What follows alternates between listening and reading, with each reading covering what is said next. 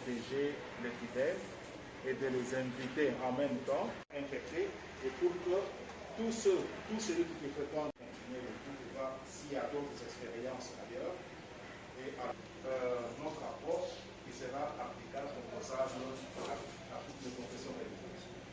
Monsieur le Président, comme vous l'aviez proposé, les regards. Pourquoi je reprends ces mots-là? Parce que nous sommes plusieurs confessions religieuses ici. Ils sont de la même confession que le docteur, mais dans son église, il n'y a pas cette organisation-là.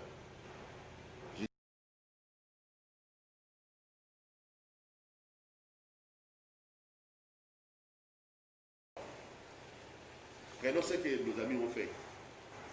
Revoyons ce qu'ils ont. Par une formation, une équipe que nous avons développée par approche en cascade, pour que aucune structure, contribution locale, les confessions religieuses, et les lieux de culte, les écoles, les universités de ce côté-là. Mais il n'y a pas de millions de l'argent à distribuer. Non. Parce qu'à la moindre distraction, nous pouvons enregistrer des dégâts considérables. Donc, les universités, nous avons engagés dans la réduction, dans la prévention. Stratégie, comment nous faisons pour que les diables ne nous atteignent pas? Nous devons vraiment nous lever, voilà, parce que nous avons notre équipe de médias Covid. Encore présenter nos excuses, les excuses de la commission pour ce qui s'est fait pour l'installation. On va vous expliquer ça clairement. Le comité Covid dans les églises et les formations. C'est les activités dans la zone de santé. Et nous nous sommes rendus compte, nous avons arrêté ces activités. Nous les avons pas mettre à votre disposition, mais si vous organisez un briefing, la liste, voilà, Église Nabisso, nous avons autant de points focaux. Ne nous dites, mettez ça dans la tête des comités et des chrétiens que ce sont aidés. Donc, vous ne nous aidez pas, j'insiste sur ça. C'est nous, des milliers à très haut risque. Et c'est les seuls milliers qu'on a autorisé de travailler. Non, pas parce qu'on les a mis ensemble.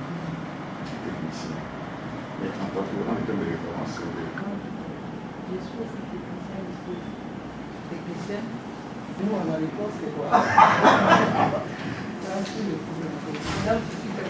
Je suis journaliste grec. Grec, c'est... Anissé Bessa. Bon, j'allais faire un discours ciblé. Responsable que nous avions reçu. Voilà, il y a des pasteurs, oui, mais surtout la population. Donc il y a des choses, il y a des préoccupations de la population parce que nous ne sommes pas là pour que sur le terrain vous commencez à parler aux gens, les débits de coronavirus n'est pas... Deux possibilités. Soit vous envoyez le chiffre 1 pour avoir la situation à 17 356 cas, parmi lesquels nous avons un cas au Nord-Kivu. Nous sommes repassés. Asymptomatique de la maladie. Bon, cette insistance, je crois que c'est ça à sa place. Oui.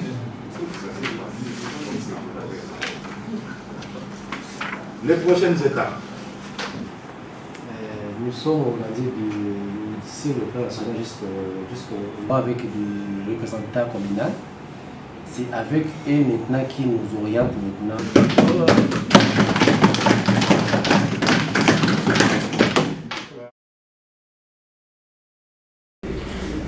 Oui, avec la deuxième vague, comme vous le savez, qui est déjà là et qui s'annonce toujours très dangereuse. Parce que nous avons, depuis qu'elle a commencé, nous avons beaucoup de cas. On notifie beaucoup de cas tous les jours. Et vous avez suivi aussi les messages du président de la République en ce qui concerne la deuxième vague. Les écoles, on a demandé aux élèves de les mettre en vacances. On a reporté la rentrée académique, mais on a laissé les églises fonctionner. Le président de la République a laissé les églises fonctionner.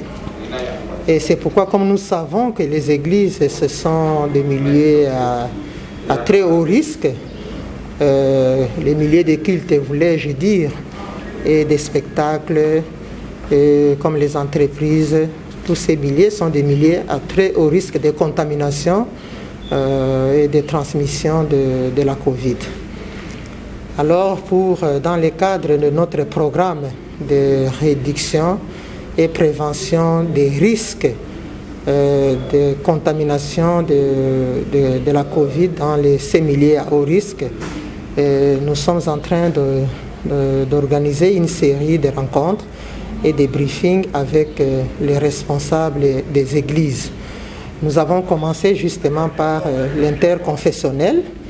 Ça, c'est la troisième réunion d'échange et de briefing. Nous voulons les accompagner pour qu'ils mettent en place dans chaque église un comité Covid pour suivre la mise en œuvre des recommandations du ministère de la Santé et de la cellule technique de la riposte en ce qui concerne la réduction des risques de transmission dans ces milieux de culte qui sont des milieux à très haut risque. Alors là, nous avons reçu quelques responsables de l'interconfessionnel et plusieurs techniciens. Ils ont été encore aujourd'hui briefés comme formateurs et eux, à leur tour, ils vont former dans leurs églises confessions respectives, ils vont former des points focaux Covid en collaboration avec les formateurs de la commission communication des risques et engagement communautaire. Les formations dans les églises ont démarré depuis la semaine passée et nous allons les continuer parce que nous avons prévu d'ici la fin de la semaine de former 2250 points focaux des églises, des 450 églises.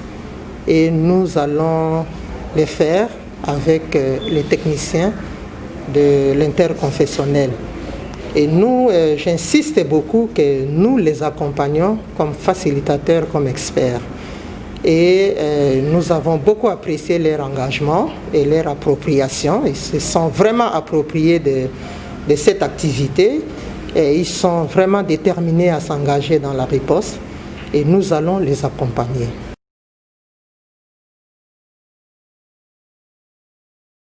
La présente réunion fait suite à une précédente qui consistait à organiser les modalités d'installation de comités Covid dans les lieux de culte. Et il était normal que nous poursuivions ces discussions. La contribution de la riposte à l'installation de ce comité s'avère indispensable, d'autant plus que la riposte apporte la dimension technique et les églises continuent dans leur mission d'encadrement spirituel. Vous comprenez bien qu'on ne peut pas dissocier les deux aspects du problème. Hein, la santé et la spiritualité, ce sont deux domaines qui se complètent, dont on ne peut dissocier facilement les objectifs. La CREC avec la CREC, c'était pour faire Nous sommes ensemble parce que il y a un problème dans notre ville. La pandémie a repris encore la force. Alors nous devons nous mobiliser pour qu'ensemble nous puissions faire le riposte convenablement comme il le faut. Et en tant qu'église, vous sentez donc ces risques-là? Oui. Vous savez, quand le président a pris la décision de suspendre les activités sur terrain, il y a seulement l'église qui continue à faire son travail heureusement. Mais là, nous avons trouvé que beaucoup de nos membres n'arrivent pas à respecter correctement les règles pour la protection. C'est comme ça que nous devons travailler là-dessus pour qu'il y ait de bons résultats. Et aujourd'hui, vous êtes convenus sur quoi? Aujourd'hui, nous avons d'abord le modèle de recommandations que nous allons remettre à ce qui est de confession religieuse. Puis par après, nous aurons fait des invitations pour rappeler ceux-là qui ne sont pas comptés parmi les confessions religieuses. Parce qu'il y a des églises qui sont indépendantes. Indépendantes dans le sens qu'elles sont des élections libres, n'est-ce pas? Il y a de grandes confessions qui ne sont pas dans les confessions religieuses. Alors nous avons dit, nous n'allons pas travailler seulement avec les confessions religieuses, mais nous allons aussi les inviter pour qu'ils soient avec nous. Surtout en commençant par les leaders, nous allons les appeler, être informés et puis nous allons travailler ensemble. Parce que la maladie n'a pas de confession religieuse, elle est pour tout le monde. Et comment vous allez procéder pour les convaincre? Il y aura une réunion qui sera organisée au niveau de la riposte, oui. Là, on va inviter tous les leaders et des confessions religieuses et de toutes ces églises, de toutes ces grandes églises, ils viendront. Ils verront et même la grandeur du problème qui est maintenant dans nos églises, n'est-ce pas? Et qui peut-être réunissent plus de 5000 personnes dans le même culte. Et ils sont vraiment censés être informés de la gravité de la situation. Comme ça, ils vont s'y mettre.